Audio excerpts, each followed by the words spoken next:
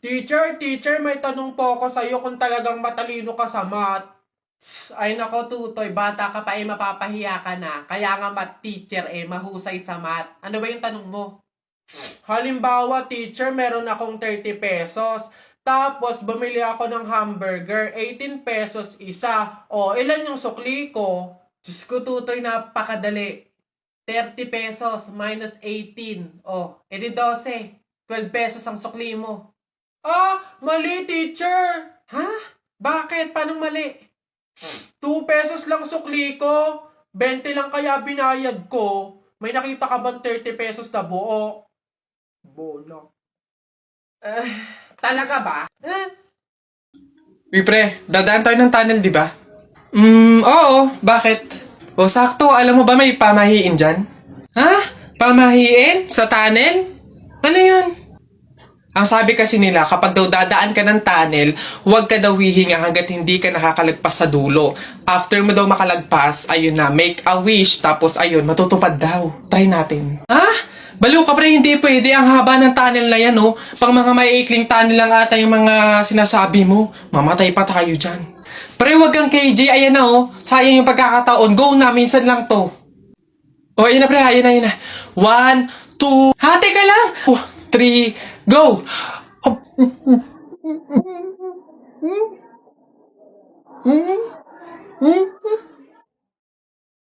Pre, patay ako. Oh, bakit? Bagsak ako sa lahat ng exam. As in, lahat ng subject ka, bagsak ako. Ah, paano nangyari yun? Ginawa mo ba yung sinabi kong pamahiin sa'yo na kapag may exam, maglagay ka ng libro sa ilalim ng unan bago matulog? Yun nga ginawa ko naman yung sinabi mong pamahiin Kaso, ewan ko ba't hindi gumana? O, yun naman pala nakalimutan mo pa rin yung review mo? Ha? Ay, kailangan ba mag-review? Ay, nako naman. Naglalagay ng libro sa ilalim ng unan bago matulog kapag may exam para hindi makalimutan yung ni-review. Kaya pala hindi gumana. Akala ko maglalagay ng libro sa ilalim ng unan bago matulog para para magkasagot yung exam. Yung pala kailangan mag-review. Ay, Bona ka! Oh, ba't ka bumalik? Gusto mo atang maasar ulit dapat sa'yo pasabugin na muka.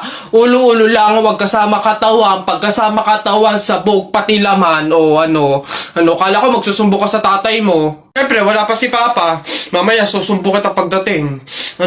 Daya mo damay mo pa pamilya ko wala, dahil lang ka pa payag ka nanay mo, madre, tapos ikaw mukhang kapre, alam ko ulam nyo, kaldereta, tapos pinasabog yung bahay nyo, natira kubeta, balik-balik ka pa, sumbo ka sa papa mo. Yabang mo sa flip-top ka lang naman magaling sa pogs. Laban tayo sa pogs. Tara, unti-unti na pogs mo mas makapal pa ngayon sa akin anong laban yan dito? Tara, alam mo, pusta ako, 20 doble. 20 doble, lapag mo yan. Sus, 20 doble lang naman pala Parang hindi nabawasan yung pogs ko ayan 20 doble 20 doble. Akin na, bigyan mo sa akin, daya mo Akin na, chamba lang yun ayan 20 doble lang Madami pa akong pogs dito isa pa. Ilan pusta mo? Lahat na yan, lahat na yung pogs mo. Lahat to? Ayan pusta ko na yung lahat ng pogs ko. Panis, lupit, akin na yan. Bigyan mo sa akin lahat ng pogs mo. Talo ka pala Ba't ganun? Pati nga ng pato mo. Ang daya mo naman pala baliktaran naman pala, kaya ka na nanalo Ang daya mo. Madaya, bakit? May pinag-usapang ba tayo na walang dayaan to? Yung flip-top nga ang daya mo sinama mo pamilya ko pas ka lang, pas, wala ka lamang sopas. Susumbong kita kay mama, ang daya mo. Sumbong, di wow, tayo mong dilaw, Susumbong kita. Tao po. Yes, ano yun? Ito na po yung order ng pagkain. Buti naman dumating na. Nagutom kasi ako ngayong gabi. Tinatamad naman ako magluto, kaya umorder na lang ako. Sige, salamat, akin na. Oops, teka lang. Bago ko po iabot yung pagkain na to, meron lang akong gustong sabihin sa inyo.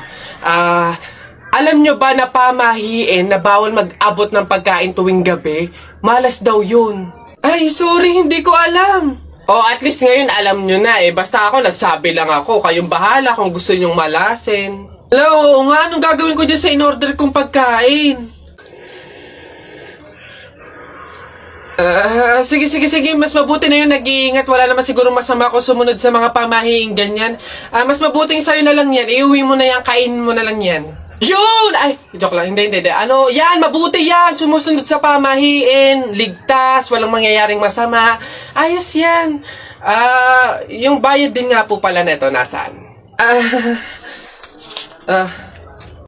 Yan. Una na ako, mga salamat. Woo! Kapag sinuswerte ka nga naman, nakauto na naman po tayo. Opo, pamahiin is the best! Mga nagpapauto, talaga naman, mga uto-uto sa pamahiing iyan. Hoy, balong! Shhh! Banak, bakit? Para kasing napapansin ko, wala pa si Buboy at Jepoy dito sa kanto eh. Hindi siguro maglalaban yun ng flip-top. Puntahan kaya natin sa kanila. Hala, oo nga, tara! Ayan, dito yun. Tao po! Bakit? Si Jepoy po! Ay nako, kayo tumigil-tigil muna sa mga laro-larong iyan. Nandito si Jepoy, pinatulog ko.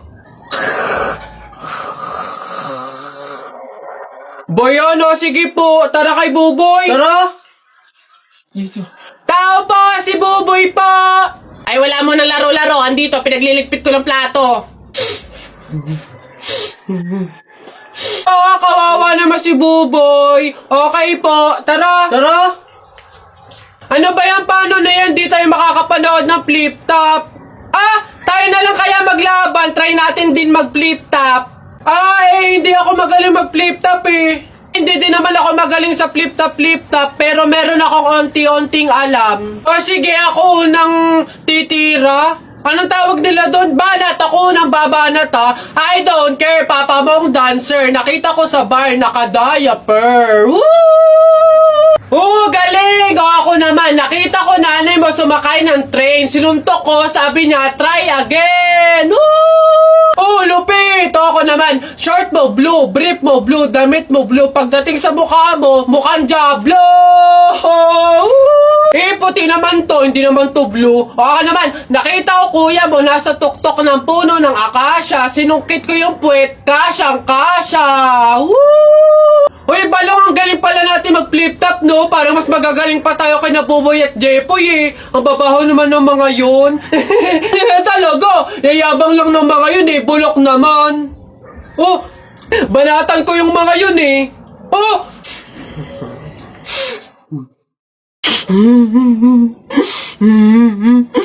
Larawan ka. Jepoy, bakit ka umiiyak? Yung tatay ni Mark Juntay, tinalo ko sa flip-top.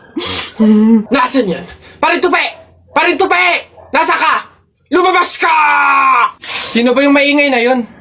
Aba pare, umiiyak yung anak ko dahil tinalo mo doon sa flip-top na yan. Paring Albert, hindi naman sa... Abay daw ako papayag, short mo gold, brief mo gold. Sumbong kita sa nanay mo, nanonood ka ng ball! Yan! Aba pare, ikaw nagpasimula, panindigan mo yan ha. Pangit ang nanay mo, pangit ang tatay mo, kaya ang anak mukhang kalamay. Kung gusto mo ng pangit, huwag mo kami idamay! Nanay! Wala, nakita ko tatay mo nagbabasa ng science. Sinapak ko, nag-super science! Ito pa paring Albert. Nanay mo pangit, tatay mo pangit. Ano ka, exempted? Sus! Nakita ko tatay mo, nanay mo teka pre, wala na, utal-utal ka na, umuwi ka na lang, magpalobo ka na lang ng sipon, pero eto teka, baunin mo. Piso-pisong malupet, ikay nagpagupit sa tatay mo, malupet, kaso nga lang walang puwet! Nanay! May araw ka din sa akin, paring Kaloy, sasabi ko sa'yo.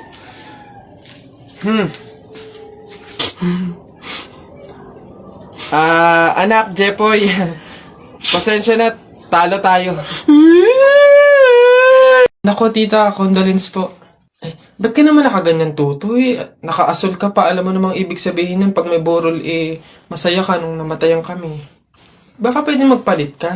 Balik ka na lang ulit. Ah? Ay, ganun po ba? Sige po, pasensya na po, babalik po ako. Okay na po, tita. Ayun nga po, nalulungkot po. Ay, naku naman, Tutoy. Nananadya ka ba? Nagpula ka pa talaga. Alam mo naman, ibig sabihin, pag nakapula sa burol, may galit ka dun sa namatay. Tuy, respeto naman. Pasensya na, pero palta mo yan. Tsaka ka bumalik dito, ha? Nanadya eh. Ay, grabe naman po. So, babalik na naman po ulit ako. Sige po, pasensya na po ulit. Sige po, wait lang po.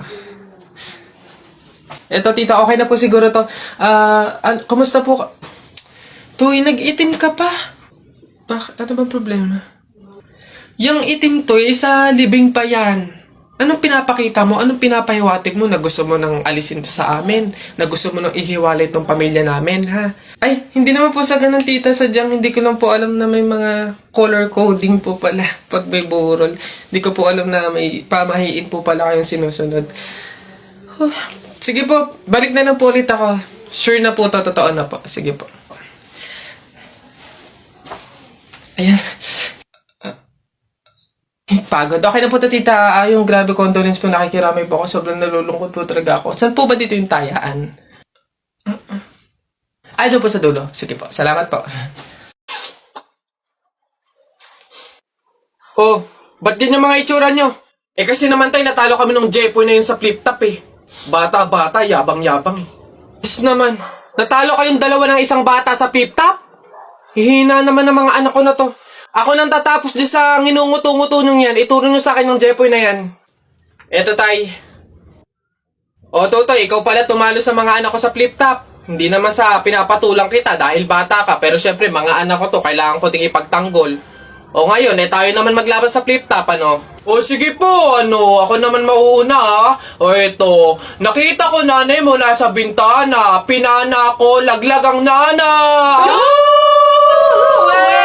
Yun na yun, Jepoy. O eto, nakita ko ulam nyo kagabi, tinola. Ayaw mo ng tinola kasi gusto mo ihi ni Lola. Wala yan, eto. Short mo okay, damit mo okay, ngumiti ka lang na konti, kamukha mo na si Koke. Wala naman pala tong batang to eh. O eto, tingnan natin. Nakita ko tatay mo lumunok ng methamphetamine hydrochloride. Pinasabugan ko ng fireworks composed of strontium carbonate. Lumabas si oxide! Ang daya naman! Bakit parang pang matatalino na yung mga flip-top nyo? Sus, wala ka lang eh. Bilang panghuli, dahil alam kong talo ka na, nakita ko nanay mo sa wish ko lang. Eto ko langot, sa'yo na lang!